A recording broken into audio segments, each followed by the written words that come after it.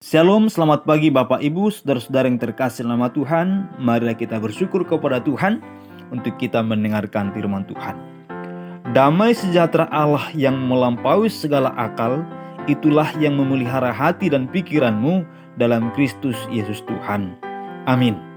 Firman Tuhan bagi kita pada pagi hari ini terambil dari surat Petrus pertama ayat 17 sampai dengan ayatnya 21. Demikianlah firman Tuhan. Dan jika kamu menyebutnya Bapa, yaitu Dia yang tanpa memandang muka menghakimi semua orang menurut perbuatannya, maka hendaklah kamu dalam ketakutan selama kamu menumpang di dunia ini. Sebab kamu tahu bahwa kamu telah ditebus dari cara hidupmu yang sia-sia, yang kamu warisi dari nenek moyangmu itu, bukan dengan barang yang panah, bukan pula dengan perak atau emas, melainkan dengan darah yang mahal, yaitu darah Kristus yang sama seperti darah anak domba yang tak bernoda dan tak bercacat. Ia telah dipilih sebelum dunia dijadikan, tetapi karena kamu ia baru menyatakan dirinya pada zaman akhir. Oleh Dialah kamu percaya kepada Allah yang telah membangkitkan Dia dari antara orang mati dan yang telah memuliakannya, sehingga imanmu dan pengharapanmu tertuju kepada Allah. Yang berbahagialah setiap orang yang mendengar dan melakukan firman Tuhan. Tema kita pada pagi hari ini, kita telah ditebus dari cara hidup yang sia-sia. Konteks pembacaan pada ayat 13 sampai dengan ayat yang ke-25 adalah berbicara betapa pentingnya anak-anak Tuhan pada masa itu untuk menjaga kekudusan hidup dan kasih persaudaraan. Mengapa demikian? Karena mereka dimusuhi oleh banyak orang. Oleh karena itu mereka harus menunjukkan kehidupan yang lebih baik dan juga kasih antara saudara agar mereka dapat saling menguatkan satu dengan yang lain. Dan tema kita pada pagi hari ini dari ayat 17 sampai dengan ayatnya yang ke-21. Kita telah ditebus dari cara hidup kita yang sia-sia. Karena kita telah ditebus dari cara hidup yang sia-sia, maka kita harus menyadari bahwa hidup ini tujuannya adalah untuk memuliakan Tuhan. Dan kita juga harus selalu ingat bahwa Tuhan kita adalah Tuhan yang adil. Dia yang tidak memandang muka di dalam menghakimi semua orang menurut perbuatannya. Oleh karena itu kita harus selalu menunjukkan kehidupan yang berkenan kepada Tuhan. Kita juga harus selalu mengingat bahwa kita tidak selamanya di dunia ini. Karena ayat 17 ini mengingatkan kita bahwa kita menumpang di dunia ini. Ada banyak orang sekarang ini menganggap bahwa dunia ini adalah tujuan akhirnya. Oleh karena itu dia melakukan segala macam cara hanya untuk memuaskan kehidupan duniawinya. Baik melalui harta, jabatan, ataupun kepuasan-kepuasan duniawi jasmania belaka yang dia inginkan. Seolah-olah bahwa dunia ini sajalah harapan dan dunia ini sajalah tujuan akhir, tidak ada lagi yang lain. Saudaraku, kita diingatkan bahwa dunia ini adalah tempat yang sementara. Ini adalah tempat di mana kita menumpang sesaat saja. Karena kita pada waktunya kelak kita akan kembali ke tempat di mana seharusnya kita berada, yaitu bersama dengan Kristus Tuhan. Saudara yang terkasih dalam nama Tuhan, ketika orang-orang percaya pada waktu itu mendapatkan penganiayaan dan terpencar ke berbagai macam tempat dan berbagai macam penjuru, mereka diingatkan untuk menjaga kekudusan hidup, untuk menjadi teladan, untuk menjadi cermin, untuk menjadi berkat bagi banyak orang, dan menjaga kasih kepada satu dengan yang lain.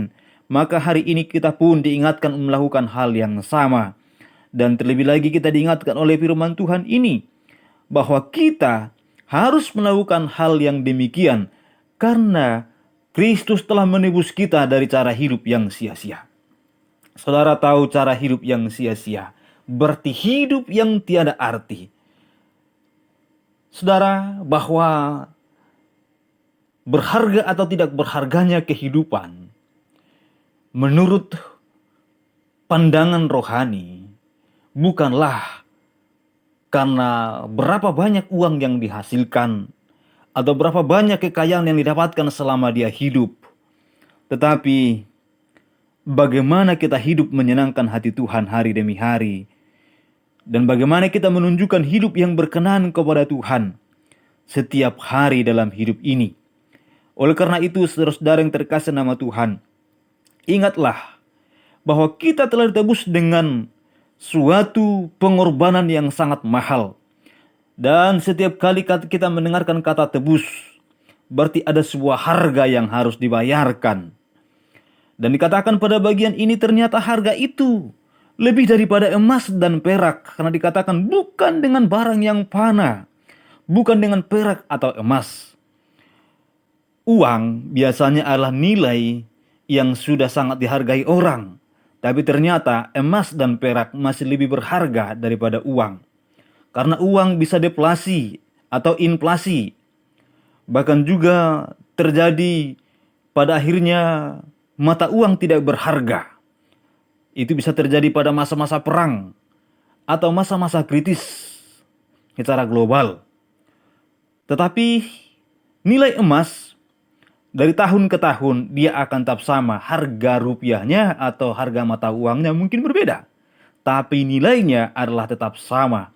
Itulah sebabnya zaman dahulu kolateral itu untuk pencetakan uang diizinkan oleh Bank Dunia dengan tebusan yaitu melalui emas. Walaupun sekarang mungkin sudah bisa dengan sistem piutang atau jenis transaksi lainnya. Saudara-saudara yang terkasih nama Tuhan, mengapa demikian? Karena nilai emas sulit mengalami penyusutan. Nilai uang begitu mudah mengalami penyusutan. Nilai dolar bisa tiap jam bisa berubah. Nilai rupiah nilai tukar dolar pun demikian. Bisa tiap detik dan tiap menit bisa berubah, tergantung kepada pasar global. Tetapi nilai emas agak sulit untuk menurun nilai harganya. Dan saudaraku yang terkasih dalam nama Tuhan, ternyata itu tidaklah dapat digunakan untuk menjadi tebusan, untuk menebus hidup kita dari kesia-siaan. Walaupun mungkin orang sudah sangat menghargai emas ataupun perak, ataupun mungkin investasi lainnya, itu tidak dapat digunakan menebus kita dari cara hidup yang sia-sia. Kristuslah yang menebus kita. Darah yang telah tercurah, darah yang mahal yang dikatakan pada ayat 19. Darah Kristus, darah yang tidak bernoda dan tidak bercacat dan celah. Darah yang suci, darah yang tidak ada dosa di dalamnya.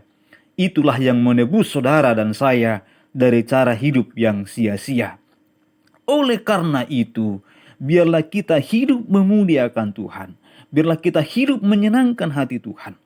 Kita sudah memasuki hari-hari menuju kepada Minggu Sengsara atau Prapaskah yang ketiga, saudara-saudara yang terkasih nama Tuhan.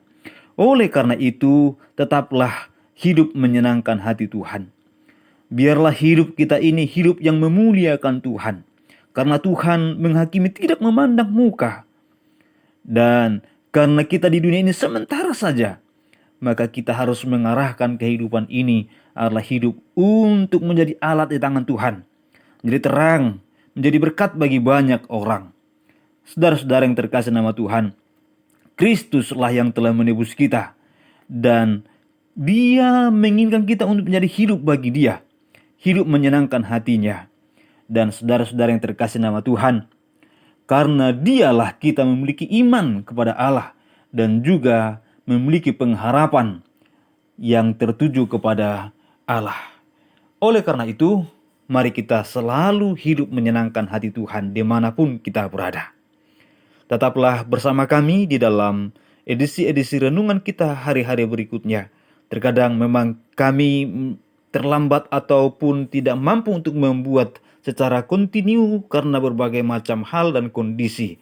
Tetaplah dukung kami dalam doa untuk kami dapat melakukan yang lebih baik dan lebih baik ke depan. Saudaraku, firman Tuhan mengingatkan kita hari ini kembali bahwa Tuhan telah menebus kita dari cara hidup yang sia-sia. Maka mari kita hidup memuliakan Tuhan. Kita berdoa. Naungi kami dengan kasih sayang, berkati kami dengan berkat berlimpah, kuatkan kami, berkati kami setiap hari, dan hari ini hidup kami berada dalam tangan-Mu. Dalam nama Tuhan Yesus kami berdoa. Amin. Tuhan memberkati kita semua.